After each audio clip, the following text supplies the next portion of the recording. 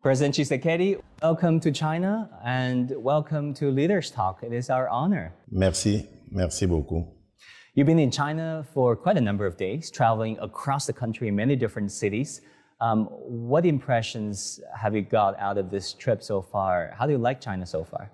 Je profite de cette occasion pour remercier le président Xi Jinping pour cette invitation à effectuer une visite d'État dans son pays que je n'avais jamais découvert jusqu'ici.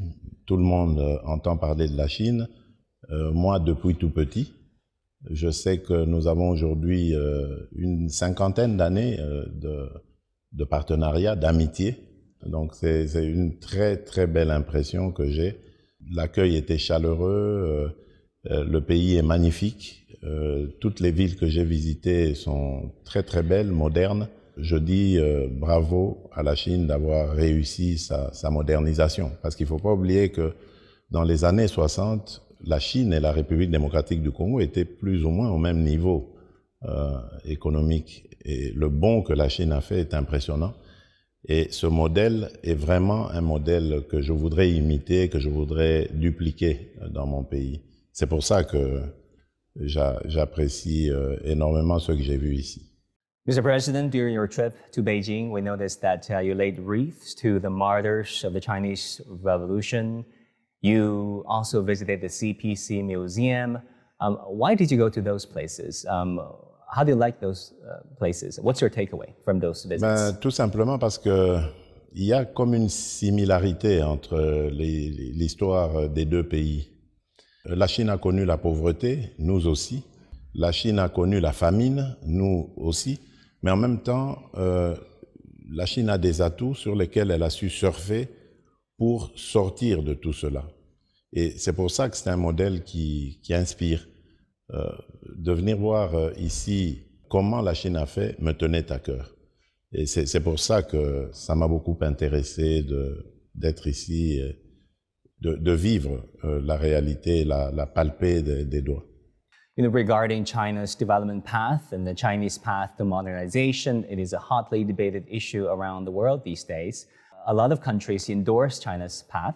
And on the other hand, some countries portray China as this quote-unquote expansionary power. How do you look at the role of China? What is China to you when it comes to its global image and global influence? Je pense d'abord que la Chine, c'est plus d'1 milliard d'individus. C'est pas tous les pays du monde qui peuvent compter plus d'1 milliard d'habitants. Et réussir à sécuriser toutes ces âmes, réussir à leur garantir une sécurité alimentaire, une éducation, une santé, ce sont des défis énormes. Donc, avant de juger la Chine, il faut d'abord vivre sa réalité. Et moi, je ne suis pas de ceux qui vont condamner quoi que ce soit en Chine, parce que d'abord, je suis contre l'ingérence dans les affaires intérieures d'un État, et parce qu'en plus, j'admire cette œuvre que la Chine a réalisée en relevant tous ces défis que je vous ai notés. Donc, je ne serai pas de ceux qui vont juger cela. Et au contraire, je dirais même, nous devrions nous inspirer de ce qu'a fait la Chine, établir des liens d'amitié, parce qu'entre amis, on peut se dire des choses, même les plus désagréables, au lieu de condamner la Chine, de l'indexer. Donc, je suis de ceux qui respectent ce qui s'est passé dans ce pays et qui se passe. Et je suis convaincu que la Chine, il faudra compter avec elle dans les années à venir. Let's talk about China-DR Congo relationship. This bilateral relationship has recently, during your trip, been elevated to a quote-unquote comprehensive strategic cooperative partnership. What does this elevation of partnership mean to you, and how do you think it will transpire concretely on the ground for people in your country and in China? Je vous ai parlé des 50 ans d'amitié qui existent déjà entre nos deux pays. Nous avons fait un bilan intermédiaire de ces 50 ans d'amitié en regardant en face les problèmes qui touchent aux intérêts de nos deux pays, mais également nous vivons dans un monde globalisé aujourd'hui, les problèmes qui touchent au monde. C'est en analysant tout ça que nous avons ressenti le besoin de relever le niveau de notre partenariat pour le rendre stratégique et global. Je vous donne un exemple, nous faisons face, le monde fait face à la problématique du réchauffement du climat. C'est un problème qui touche à tous les pays. Aujourd'hui, on le voit par les catastrophes naturelles, il n'y a aucun pays au monde qui en est épargné. Le Congo se définit comme un pays solution, car grâce à son massif forestier, il capte le carbone qui est dans l'atmosphère. Ce sont des atouts qui peuvent contribuer à lutter contre le réchauffement climatique. Nous avons des minerais stratégiques aujourd'hui qui rentrent dans le procédé pour construire, fabriquer des batteries électriques. Eh bien, ces batteries électriques, c'est de l'énergie renouvelable, c'est la transition écologique. De l'autre côté, la Chine a l'expertise, a les ressources, et mis ensemble, ces deux pays peuvent apporter des solutions au monde. Donc voilà le genre de partenariat que nous avons étudié et que nous avons décidé de relever parce qu'il peut produire de très très bonnes choses pour le monde entier. Coming back to bilateral relations, I noticed that in the joint statement issued by you and the President, there are at least 13 areas of consensus. You also talk about mining and infrastructure, whereby the joint statement reads, the two countries will consolidate cooperation in mining and resolve the current issues, problems in a quote-unquote fair, practical, and trust-based manner. A lot of media are focusing on your trip and on the infrastructure deal signed by the two countries many, many years ago by the previous government, of course. What is the latest progress regarding that cooperation initiative? Permettez-moi d'abord de parler des points qui me sont importants dans ce qui a été dit. Il y a d'abord la paix et la sécurité. Laquelle paix et sécurité va amener la stabilité et donc une atmosphère propice aux affaires, aux investissements. Ensuite, les points que je trouve très importants ici, c'est ceux qui concernent l'éducation, la santé et l'agriculture. Parce que c'est avec le peuple congolais que nous allons développer le Congo. Il faut que le peuple soit éduqué, il faut que le peuple soit en bonne santé, il faut que le peuple soit bien nourri. La sécurité alimentaire, c'est important. Ensuite, il y a l'environnement dans lequel nous vivons que nous devons conserver pour un monde meilleur. Et enfin, vous avez parlé de l'industrialisation, donc le domaine dans lequel nous avons plus travaillé avec la Chine, dans lequel la Chine a beaucoup investi, les entreprises chinoises ont beaucoup investi, qui font d'ailleurs de la Chine le premier investisseur en République démocratique du Congo. Eh bien, là, ma vision, elle était celle de dire, nous avons envie maintenant de cesser d'être ou de cesser de servir de terre d'extraction uniquement. Aujourd'hui, il est plus que temps de transformer les minerais qu'on extrait dans notre pays en République démocratique du Congo. Cela va donner une certaine valeur ajoutée et surtout créer de la richesse en République démocratique du Congo et de l'emploi. Et la Chine, là aussi, a accepté de nous accompagner dans ce que nous avons appelé l'industrialisation de la République démocratique du Congo. Évidemment, l'industrialisation s'accompagne des infrastructures, construction d'infrastructures, et aussi de l'énergie. Ce sont deux grands défis que nous voulons relever dans les 10 années qui viennent, et la Chine s'est positionnée pour nous accompagner, ce qui fait que nous pouvons dire que notre coopération, notre partenariat ne pourra être que gagnant-gagnant à l'avenir. Ainsi, nous pourrions corriger les erreurs du passé. There's also this important piece of agreement signed by my company, China Media Group, and their counterpart, a national television network of DR Congo. You and President Xi witnessed the signing of that ceremony. How significant do you think that is, and how important do you think media cooperation such as that can really elevate South-South media cooperation in perhaps break the monopoly of Western media in the global media landscape. Ce partenariat, cette coopération, c'est très important pour nous, nous Congolais d'abord, parce que nous avons, disons-le clairement, un grand retard par rapport aux autres médias. Nous avons un retard à combler.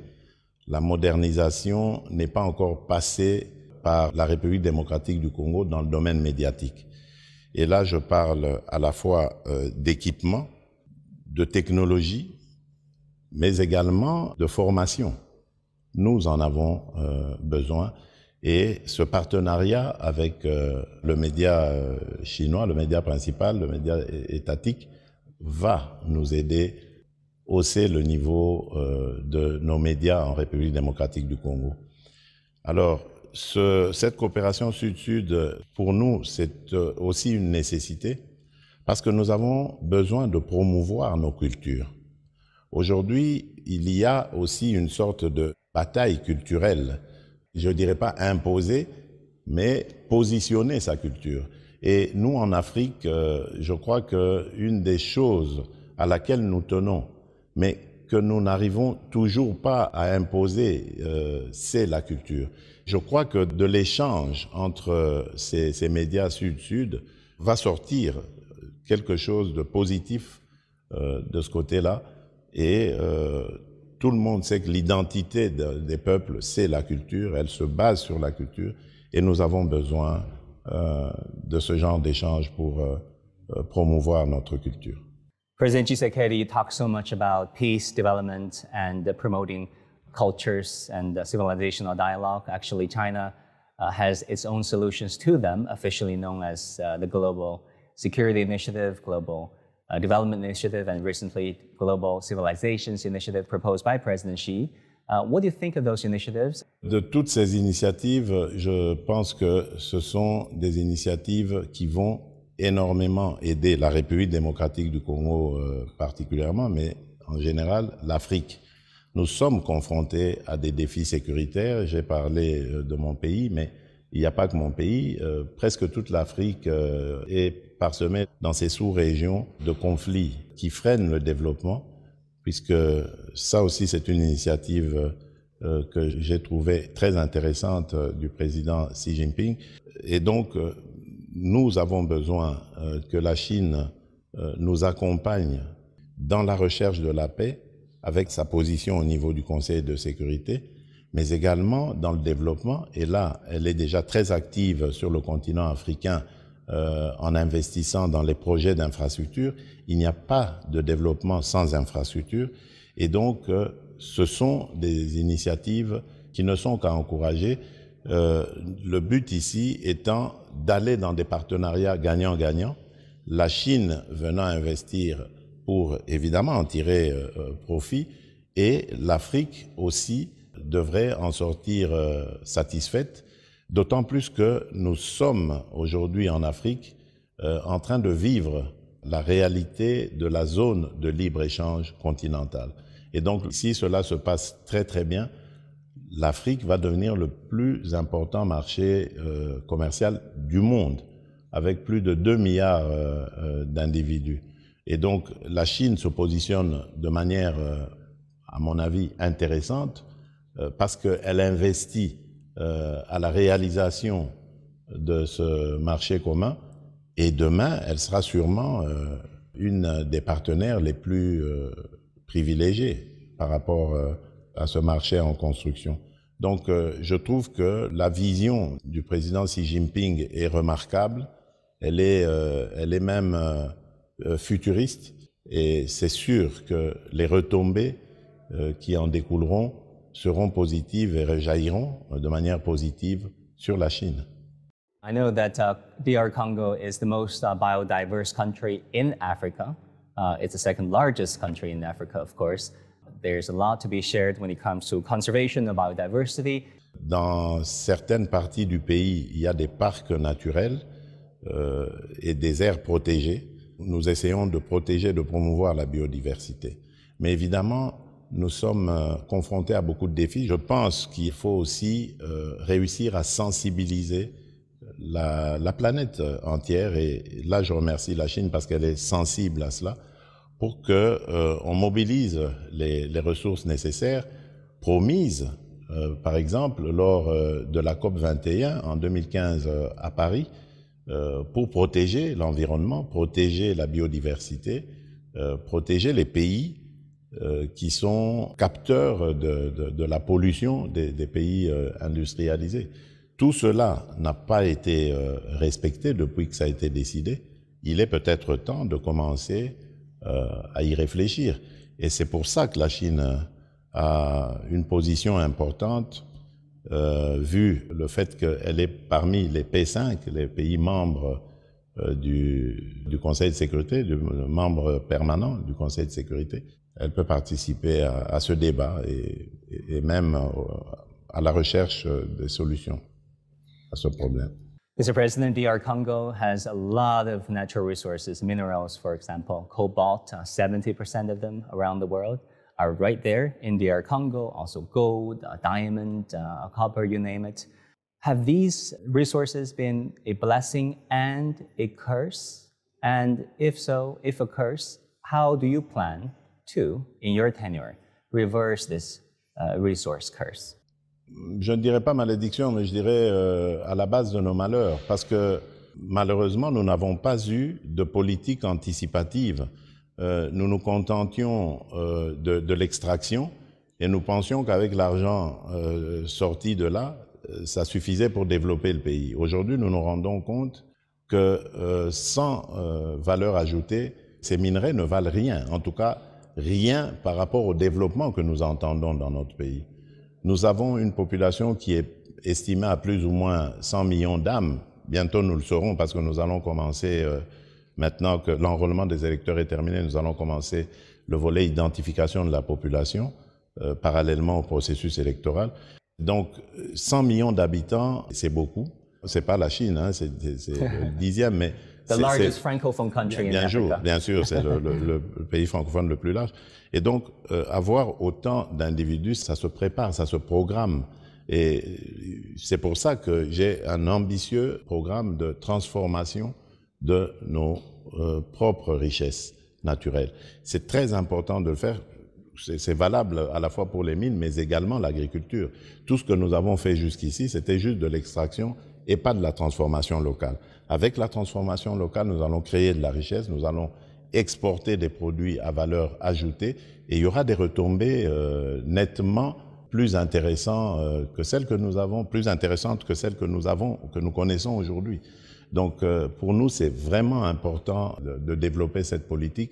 J'y tiens et je remercie la Chine parce qu'elle a très bien compris ce message et elle se positionne à nos côtés. Nous allons avoir une expérience très intéressante dans la fabrication des batteries électriques à Manono, où nous aurons d'un côté l'État congolais, des entreprises chinoises et des entreprises américaines et européennes au bout comme end user.